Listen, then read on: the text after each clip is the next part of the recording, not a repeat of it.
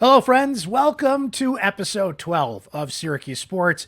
My name is Brent Axe. Great to have you here. However, you got here. Did you subscribe? Oh, bonus sticker for you. Spotify, Apple, YouTube, Amazon, 2 cups with a string in between it. However, you're listening to the show today, greatly appreciate that. But please subscribe and follow. And if you can leave us a review, that would be fantastic. That helps us stand out in the world of podcasts. And we just love getting your feedback on the show as well. So leave us a review if you can. That would be greatly appreciated. Looking forward to episode 12 here. Noah Eagle, play-by-play voice, NBC Sports, Syracuse alum, going to be on the call for Syracuse and Purdue. He's going to join us coming up. We've got one more thing on a former, I have to say this carefully now.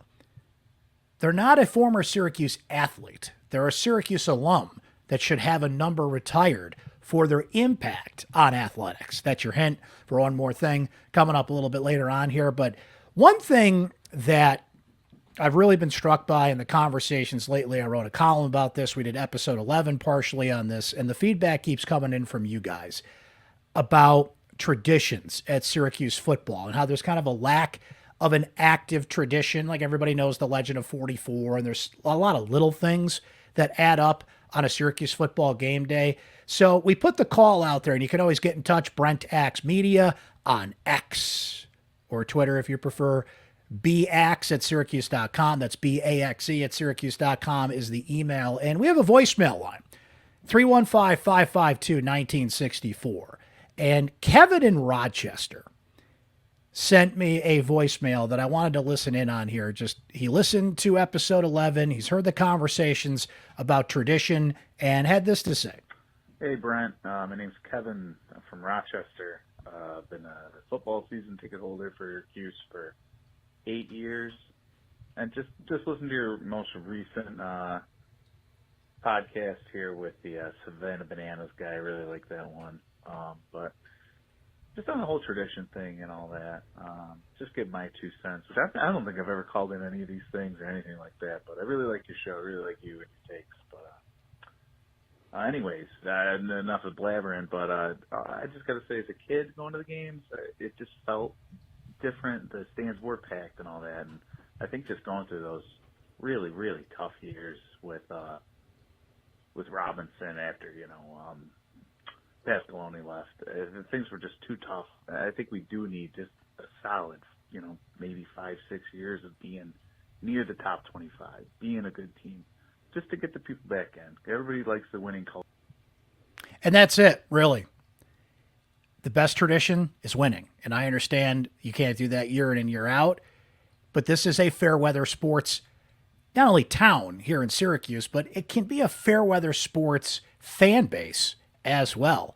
Everybody peaks when they're winning. 2018 season, they've got 10 wins. When a Syracuse basketball team makes a Final Four run or a deep tournament run, everybody's a fan, right? We all became soccer fans for a couple of weeks last fall when the men's soccer team won the national championship. But the best tradition is winning. But when you don't have that winning to lean on, it's the routine of game day that really gets people going. What makes college football feel like college football? And this is so much more important these days because what makes college football and college sports is evaporating before our very eyes here, right? SMU, Cal, and Stanford are about to come into the ACC. And the fact that even a decade later, Syracuse is in the ACC.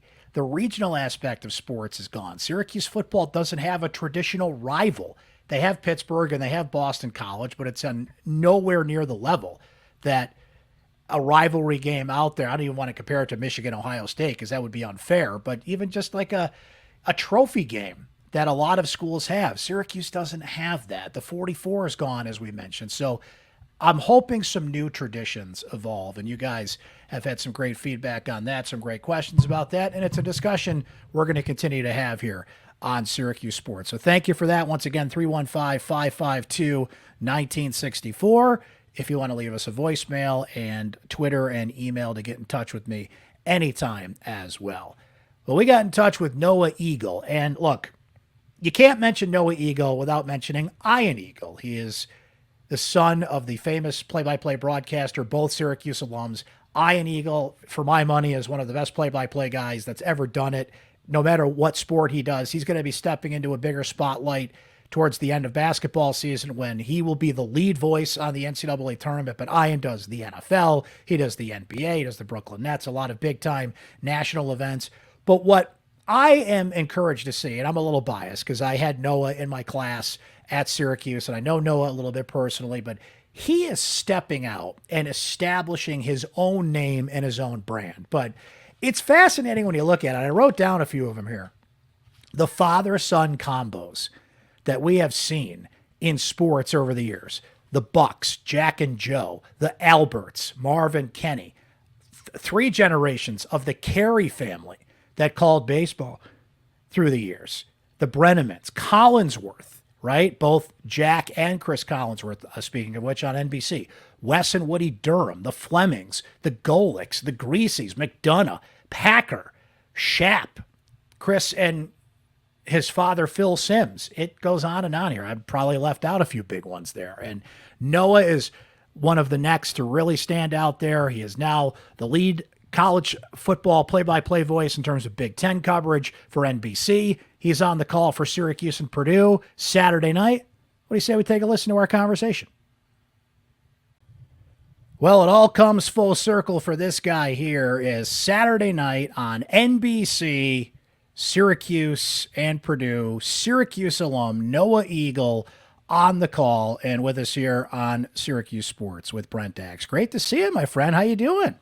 Fantastic to see you as well. See you face to face almost, essentially as close as we could get, but I'm doing well. This is the first one for me post grad. So exciting times, and hopefully we get an equally exciting game as what we saw last year.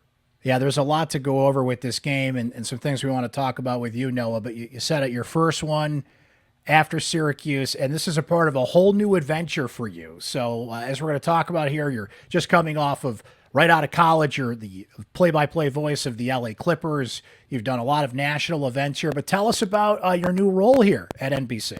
Yeah, it's been wonderful so far. The NBC family has welcomed me with open arms, and they've appreciated the work that I've put in so far. So we're headlining with this Big Ten Saturday night package. So every single Saturday night at 7:30, you'll have us on NBC, and we're doing the Big Ten game of the week that we've got. Essentially, it's divvied up in the conference between 3 different networks, and so we're a part of that. But we're going to get high-level games. We've got a big one actually next week, Notre Dame and Ohio State, which right now is a top 10 matchup. So everyone wants to say that's the main event. I obviously know the main event is this week when we've got Syracuse and Purdue and the Orange and the Boilermakers, but it's exciting. And I get to work with Todd Blackledge, who I think is the best in the business at what he does at the analyst spot. I think Kathrine Tappen is elite at what she does on the sideline, and she's been great for us.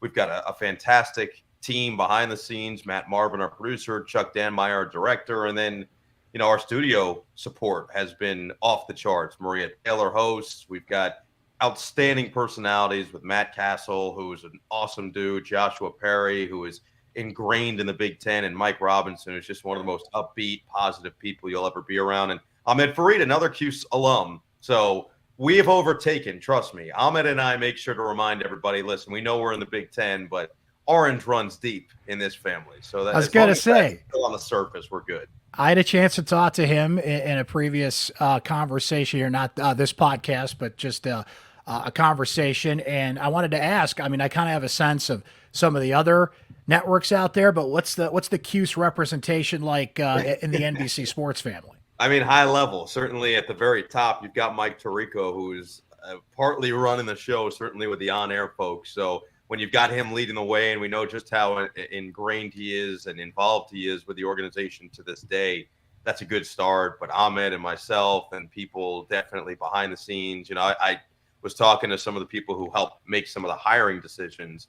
And I'll only say this, and I'm not going to say names or anything, but I only say this because, of course, we're in the Syracuse world. And they said that every time they interview kids coming directly out of college, it's always the Syracuse ones that stand out above all. And they always end up hiring at least one a year because they are the most qualified, most dignified, and most prepared candidates that they have. So high recommendation level for sure, but also high delivering factor. And I think that's what counts for the most. Yeah, I was curious about that, Noah. Look, you have told your story before, of course. Your dad, Ian Eagle, is one of the most famous play-by-play broadcasters out there. Your parents met at Syracuse.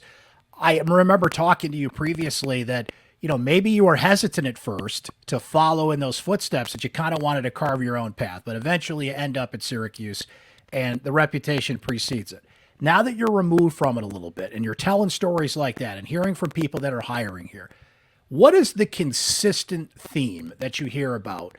What, if it's play-by-play, behind the scenes, whatever the case may be, of the professionals that go into the business that come out of Syracuse? Is there a common theme that develops there?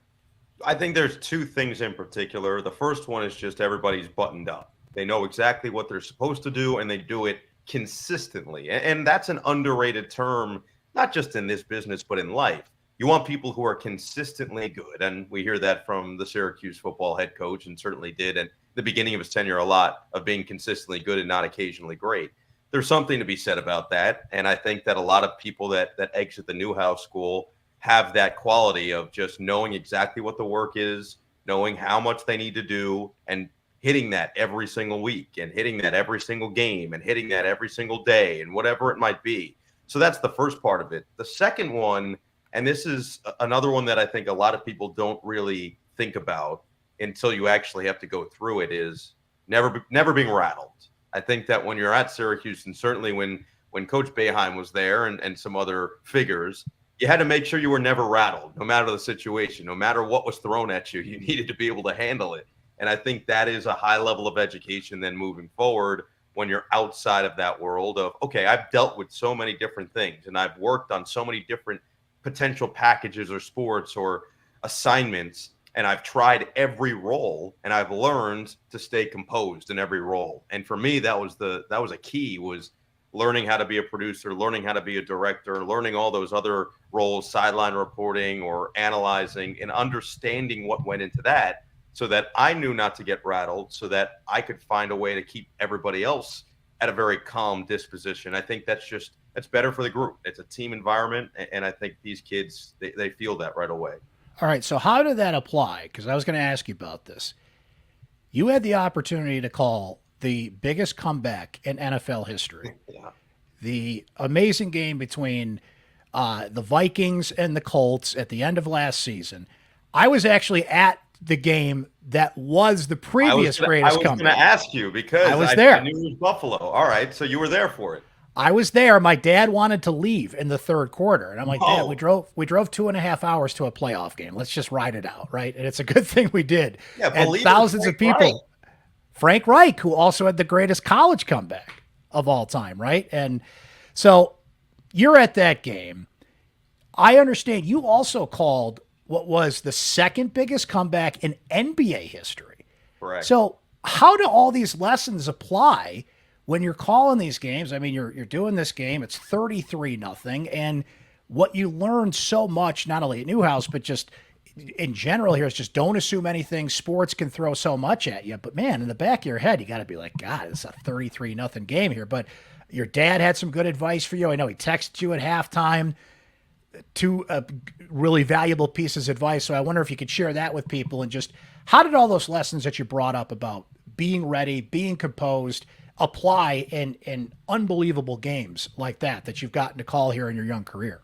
Yeah, I'd say let's start at the beginning, which was my senior year at Syracuse.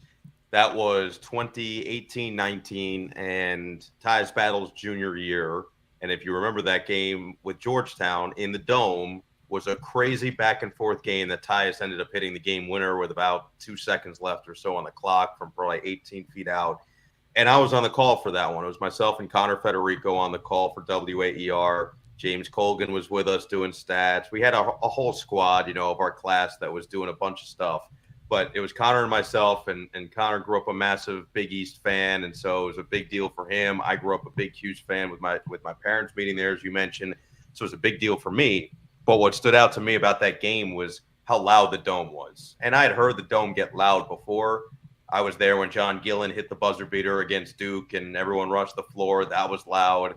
My freshman year was the Michael Benedict, Trevor Cooney Final Four run there were some games that year that got real loud.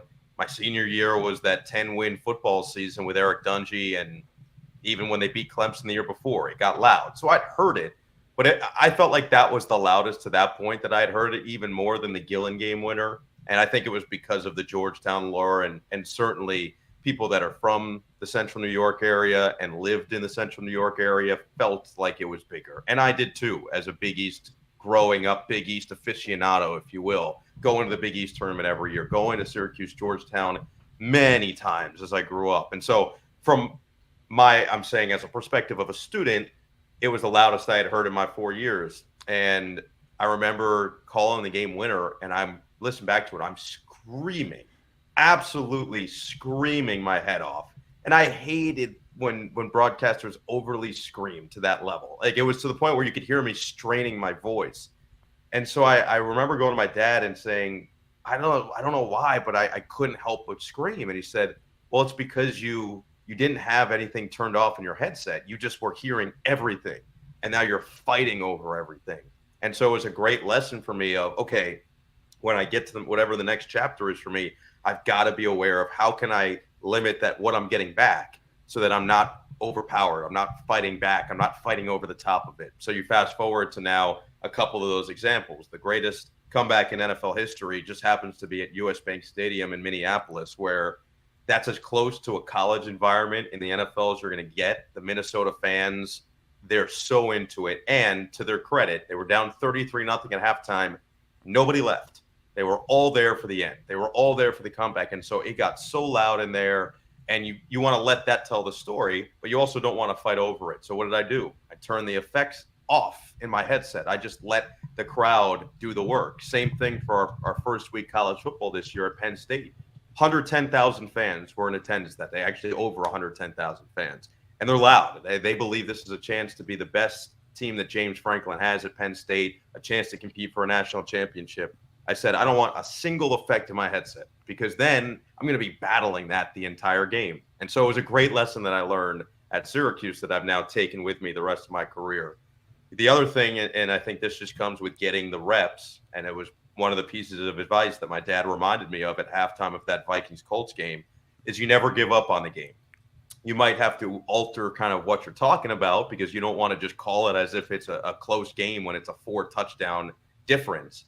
But you want to make sure that you're remaining at least hopeful that things could take a turn. And I think that with the Clippers, with all the comebacks, because it wasn't just a 35-point comeback against the Wizards. They had 25-point comeback in Game 6 against the Utah Jazz to advance to the conference finals. They had other 20-plus point comebacks. They actually set a record my third year with the team for most 20-point comebacks in a season. They had 5 of them.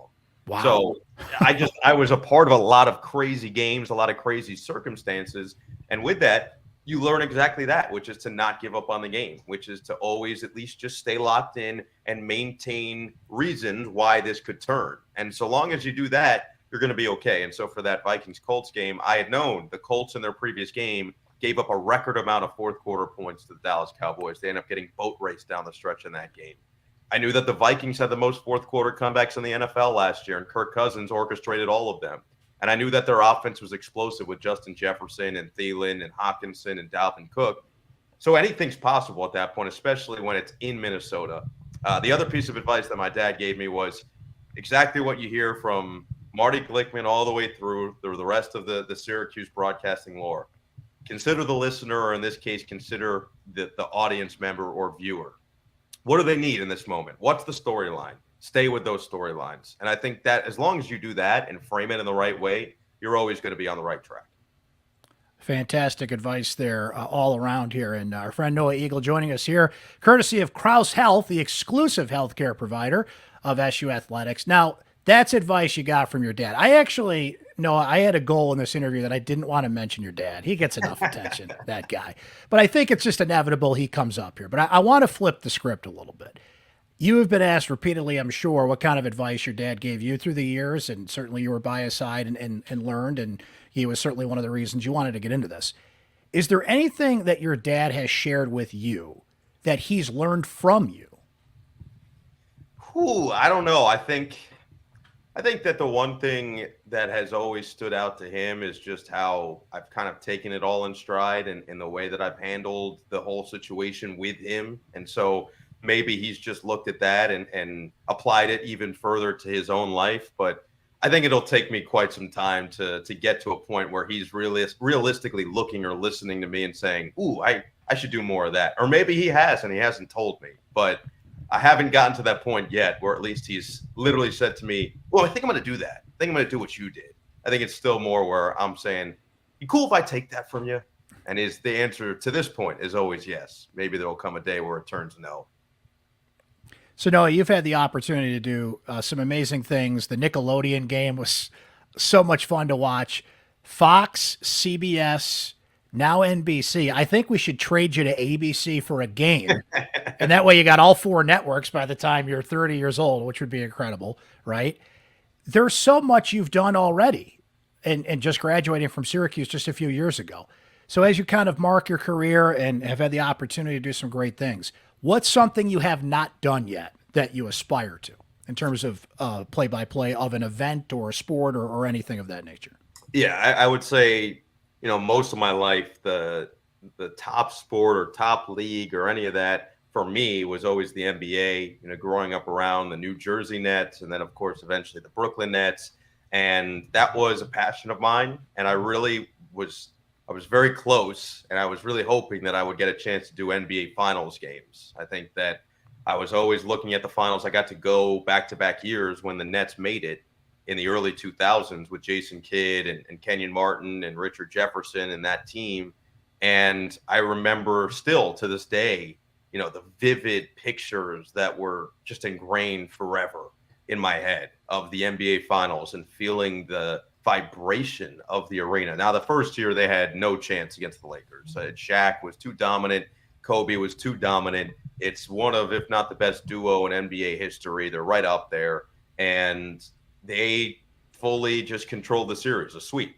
But that second year against the Spurs, there were chances. And the Nets, they were up big in Game 6. They let it get away from them, and San Antonio ends up winning the series and the title. But those memories stuck with me forever. So that's high on my list.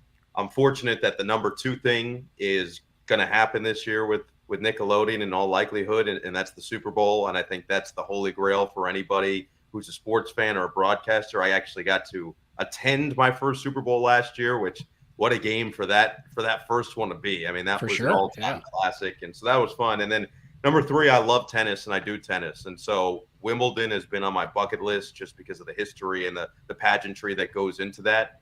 But I think there's so many things, and everybody always asks me, well, what's your dream job or what's the one thing you really want to do? And I give a very political answer, which is there's not really one thing that stands out. I'd say those are ones that always were kind of at the forefront of my head. But there was never one thing where I said, if I don't do this, I'm a failure. As long as I'm having fun and as long as I continue to be challenged in some way and continue to try different things, then I'm good. I think I'll be more than okay, and I'll be happy when it's all said and done. And again, I know it sounds political, but it's the God's honest truth. Well, and it's interesting because all these things you get to try. Getting an opportunity, you mentioned how big of an NBA guy you were growing up. I mean, to be the voice of the LA Clippers, like for a lot of people, if you did that the rest of your life, yeah, that's great. That's fine. Like your dad does so many national events, but is there with the Nets game in and game out as well. What's that experience like? I mean, you get to do all these national events, and like you said, you want to try different things, right? And you're trying different games for NBC, and here's your alma mater that shows up. So some familiarity will always creep back in. But what is that like today, going forward, to be the voice of a team, even with all the different outlets that people have to learn about the team, to read about the team? Maybe it's not the same as, when Harry Carey called the Cubs back in the day. But what was that experience like for you with the team day in and day out, and what that means to a fan nowadays? Yeah, it was amazing. And I think the biggest reason for that was because of my passion for the league and my passion for the game. And basketball was always such a big part of my life. I played it to the maximum of my ability through high school, and I loved it. I loved every second of it. I loved every second of going to games. I loved every second of playing video games with it. I loved every second of analyzing box scores or whatever else, reading through media guides in my dad's office when I was 5 and learning about Jamal Mashburn for no reason. It just fit my personality. And so being around it was even better. And I think it's all about what you make of it. It's all about how you handle it, especially in this modern day. I think it's different than when my dad first started in 1994, which is the fact that players then were a lot more open and friendly with broadcasters than they are probably now. Not to say that I didn't form some relationships with players or get to know these guys, but I wouldn't say I was hanging out with them consistently. And I think back in the day, I think my dad had that opportunity a little bit more because it was pre-iPhone and pre-social media and a little bit more trust factor. And there's just differences in that side. The other thing for me was, okay, how can I get information that everybody else can't get? You mentioned it. You can read or you can listen to a podcast, or you can listen to interviews. What am I getting that other people aren't? Well, I have access to at least the coaching staff, and I can get inside information about that. And then I have to make sure that I'm utilizing it the right way. I'm then processing it, digesting it, and releasing it in a way that's not going to get anybody in trouble, that's not going to put the team in a bad light, because at the end of the day, I was still an employee of the team. And so you want to make sure you're fair and impartial in many ways, but also make sure that you're skewing it for the fan of the team that you're actually covering. And that's the Clippers. And so, when I interviewed with Steve Ballmer, he had said that he was very much okay with having a homer. And I'm from the New York area, said that's not my style. I'm just going to be honest with you. I'll never be 100% a homer. He said, now, am I telling you, am I going to be 50-50? No. Because then what am I doing? I'm not the voice of the team if I'm 50-50. But maybe 70-30, 65-35. Yeah, I'd say that's a little more realistic. And I said, look, if there's a highlight that the other team has, if Jonathan Kuminga comes into, at the time, Staples Center and posterizes Ivica Zubac, I have to call it like he posterized Ivica Zubac. The audience isn't an idiot. They're going to eventually see the highlight and be like, the hell was Noah talking about? He made it seem like it was a routine jam. Can't do that, right? No. So there's a balance in all of it, but I think a little different than it used to be, just with the access and with the familiarity maybe that he used to get. Noah, let's circle back here to this matchup, Purdue and Syracuse. You're going to be calling an NBC on Saturday night. As you've started to get ready for this game, I know you've spoken with the Syracuse coaching staff already. What do you feel like just the feel of this game is starting to build into? What kind of a feel do you get coming into this thing? Putting aside you're calling your alma mater, like this is a really fascinating game from the standpoint of Syracuse has put up these monster numbers, top 5 in the country in a lot of categories so far, yet it's Colgate and Western Michigan. They have been kind of off the radar so far. They haven't been on national TV or anything, and all of a sudden they're going to be thrust out there in primetime on Saturday night with a chance to really show what they got. So as you've gotten ready for this, what's the sense you get around this game?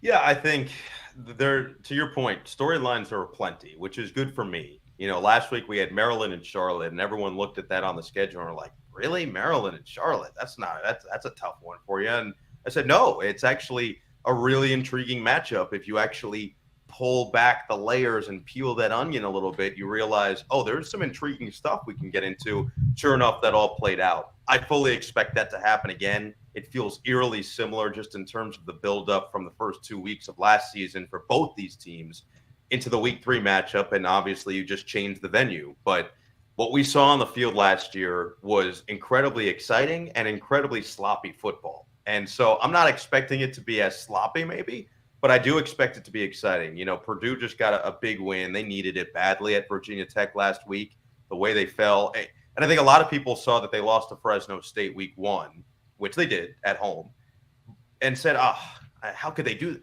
Fresno State's a good football program. Jeff Tedford is a good football coach, and they get high-level players. They are right off the cusp of being a Power 5 school. So I never looked at that and said, man, what a bad loss. It was bad for this game because you were hoping both teams would be 2-0, and that could provide a little bit more spark. But Purdue is better than maybe what you think they are just based on the paper. And to endure what they did last week with a 5+ hour rain delay at Virginia Tech, we know how hard it is to play at Blacksburg, as is. But then to have a delay on the road, it's one thing where you have a 5-hour delay, you have your home locker room. You're going 5-hour delay road locker room, come back out and get the job done after squandering a 17-point lead.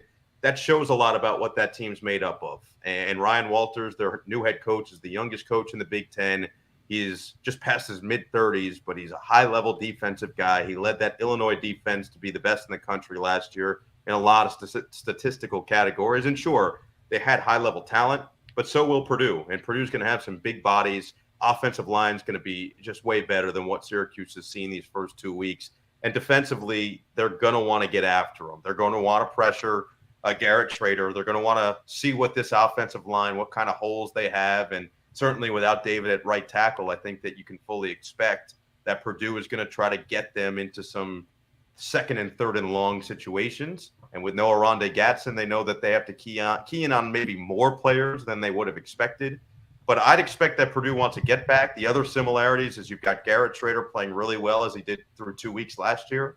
And you've got an experienced quarterback. It's not Aiden O'Connell, but Hudson Card comes over from Texas, and he's talented. He's a talented kid. And talking to the Syracuse coaching staff, they know that. And they are fully making sure they have their team prepared for everything that he brings. I got to be honest, when I think of rousing environments in college football, Purdue's not at the top of my list. But it's a sold-out game. They seem pretty fired up about it. And the more you've looked into it, Noah, and you mentioned earlier when you were talking about how you literally have to change the effects in your headphones sometimes to really focus in on the game itself. In getting ready for this, what have you discovered about what the environment is like at Ross-Ade Stadium? I think it's going to be legit. I don't know if it's going to be – I'm not saying it's Penn State. I'm not saying that it's going to Auburn or Alabama or LSU or any of these crazy, crazy ones, or even Virginia Tech for that matter. But I do think the fans are going to show up. They tend to, especially early in the season for a night game like this, they tend to go and support. Purdue always has a couple games every year that they're known as the spoiler makers because they find a way to upset a top 10 team. And I'm not saying, again, Cuse is a top 10 team right now, but the way they've played through 2 weeks, they know that. They know they've outscored their opponents 113-7. And I think the fans are excited for what this team is capable of because of the new energy that Ryan Walters brings. And it's energy. I think that's the proper word for him. He's injected a different life into this program. And Jeff Brom did an excellent job while he had been there and goes back to his alma mater now back in the ACC. But Ryan Walters brings something different. He brings an element that I don't think they've had in a little while. And this youth movement and it's just exciting. You know, you go back and look around some of the Big Ten coaches, even James Franklin, when he first got to Penn State, injected a life into that program. Even Ryan Day taking over for Urban Meyer was young. He was hungry. Jim Harbaugh is a different type of situation altogether. But there are a lot of these situations where you look at and say, okay, they built it. And I think it's going to be a build, but I do believe they have talent right now. And again, it starts with their quarterback. Hudson Card filled in for Quinn Ewers at Texas last year and was good. I mean, he was a good player. And I think if you're not careful with him, he's not the one thing that when we talked to Rocky Long, he had mentioned, he said he's not trying to run. He doesn't want to run. He wants to throw, but he can run. And if you're not careful, he'll beat you with his legs. And so I'm curious about the environment. Dino had coached there. I believe he was the wide receivers coach. I can double check on my notes. Yeah, wide receivers coach from 91 to 93. Yep. So he was there in the early 90s, and they've renovated the stadium twice since, in 2002 and I think maybe 2019 or 2020. But he said that it's a legit environment. He called it raucous. He called the fans there informed and energized. And so I think that's what you'll see. Can't wait to hear the call, Noah. It is great to see you. It's great to hear from you. I just love seeing what you're doing out there. Continued luck and success to you, my friend. I know we'll catch up down the road here, but thanks for hopping on with us today on Syracuse Sports. BA, you're the best, man. This is always a pleasure, and anytime, you know where to find me. Oh, but wait, there's just one more thing. My colleague Mike Waters did an excellent article and podcast recently about who should be the next Syracuse University basketball players to have their jerseys retired. Always a fun discussion, and a heated one at times with Syracuse basketball fans. Now, on that note, by the way, the fact that Rudy Hackett and Jim Lee, anchors of Syracuse's 1975 Final Four team, are not represented in the rafters at the Dome at this point is a crime that should be fixed immediately. So those two would get my vote to go in together. But I want to bring your attention, and officially start a campaign to another athlete that I think deserves the honor of a number retirement. And by the way, they technically didn't even participate in a sport at Syracuse University. Her name is Kathrine Switzer. Now, for those of you that don't know, Switzer was the first woman to run the Boston Marathon in 1967. There's a famous picture of a race official trying to remove Kathrine from the course, as it was an all-male race at the time. Switzer was a trailblazer and went on to achieve things that had not been seen before in the sport of running. And it all started at Syracuse when she sought permission to train with the men's cross-country running program. Now, a coach at the time, Arnie Briggs, did begin training with her, and he insisted that a marathon was too far for a, quote, fragile woman to run. But he did tell Switzer this, quote, if any woman can do it, you can. But you'd have to prove it to me. If you ran the distance in practice, I'd be the first to take you to Boston. By the winter of 1967, Switzer was training for the Boston Marathon, running the roads between Syracuse and Cazenovia, New York. By the way, when that race official tried to remove Switzer from the race, Briggs got knocked over by that race official. Truly taking one for the team there. By 1972, the Boston Marathon had a women's race. Switzer won the 1974 New York City Marathon and was named the Women's Runner of the Decade. She was inducted into the National Women's Hall of Fame, had an Emmy Award-winning accomplished career as a broadcaster, and we're only scratching the surface of the impact that she has made. Now, recognizing athletic achievement is certainly noteworthy, but Switzer has created a social revolution, empowering women around the world through running, and has done so tirelessly since that day in 1967 when she upended one of the most famous athletic events in the world. Now, Syracuse had a woeful record, frankly, of retiring women's numbers until 2021 when Felicia Leggett-Jacks, number 33, became the first female jersey honored by Syracuse University. And Syracuse, to their credit, has gone on to honor several other women in various sports, and good for them for doing so. Now, next weekend, before Syracuse takes on Army, Ben Schwartzwalder's name will be added to the Ring of Honor at the Dome. That will mark the 7th name to go up, with Dave Bing also set to be number 8, but also without a woman in sight. I'm all for all those names on the Ring of Honor. I'm for Hackett's 45 and Lee's 10 taking a place high above the court at the JMA Wireless Dome. There's a backlog of athletes, including in lacrosse, both men's and women's lacrosse, that Syracuse needs to fast track to the roof of the Dome as well. But in the case of Switzer, I think Syracuse has a chance to do something truly unique here. Not honor an alum's athletic achievements at Syracuse, but to salute an alum's impact on athletics itself. That's why 261, Switzer's bib number from the Boston Marathon, should be the next number to rise in the rafters at the JMA Wireless Dome. That's episode 12 of Syracuse Sports. I thank you for watching and listening. Please subscribe on Spotify, Apple, YouTube, Amazon, wherever you get your podcasts. We'll be grateful for that. Thanks for your voicemails at 315-552-1964. You can always get in touch with us there. Of course, you can find me on Twitter, Brent Axe Media, or X if you prefer, and on email, baxe@syracuse.com. Thanks to Noah Eagle for joining us on the program as well. Don't forget, Syracuse-Purdue. We're going to have our post-game podcast following that game. Be up first thing Sunday morning for you after a late-night game in primetime on NBC. So we'll talk to you next time there after the Orange take on Purdue. And we thank you for checking out this episode of Syracuse Sports.